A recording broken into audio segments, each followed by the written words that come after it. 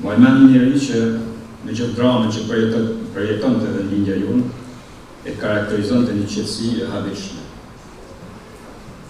Me kujtuar që në atë kohë e adoleshencës time, e bombardoja me pyetje e mbështetësime që ndjesha në lidhje me gjendjen dhe të ardhmen e vendimit. Po kur, as vetëm një herë, nuk kom mundur të vrej, të njeri, diçka që i përgjante një lloj hezitimi, dyshimi apo frikë. Nuk mundem as sot ta shpjegoj se si arrinte ai njeri të komunikonte të gjithëve një lloj sigurie, që çdo sa do të shkonte mirë, dhe që fitoria ishte e sigurt. Për mua personalisht, sot më së shumti më bën përshtypje senca e sakrificës së tij. Pikërisht në atë kohë. Shpesh harrojmë, po me pësa. Por në atë kohë, që përshkuaj, basisalisht të 30 e sa vjetë. Të kur e krahasoj vetën me të, unë një që të shkojim për Kosovën, 30 e sa vjetë, në atë kohë, kam munduar si të përkaroj një karierë, si të të shia jetën. Natyrisht edhe basisalisht është në mundësi që kushtonte këtyre të mirat të jetës, do shta edhe ka vazhdimit për Kosovën, por më kujtohet se si këto gjëra materiale as nuk i bëshin përshtypje, por as pak. Kosova ishte obsesion dhe i vetmi obsesion i tij. Po kjo pikërisht, për mendimin tim, e bën vetëm Sali dhe njerëz të ai, personazhe thuajse romaneske dhe të rrallë.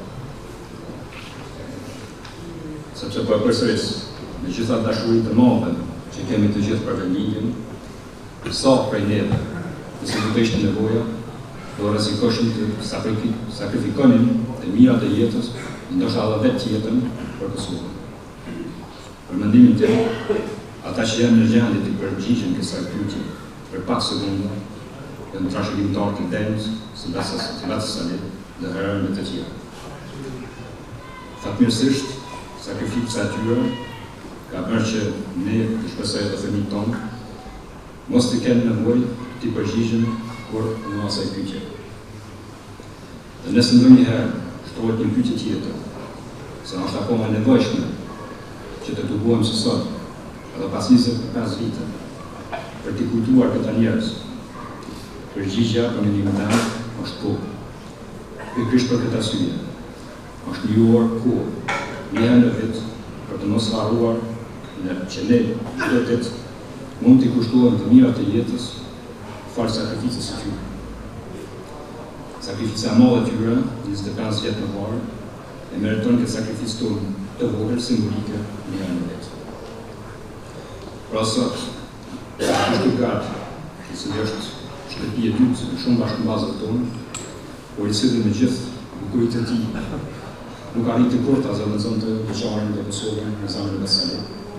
Më falenderoj nga zemra për pjesëmarrjen tuaj sot dhe për ndihmën shpirtërore që përbën për vjedhje kjo pjesëmarrje. Faleminderit shumë.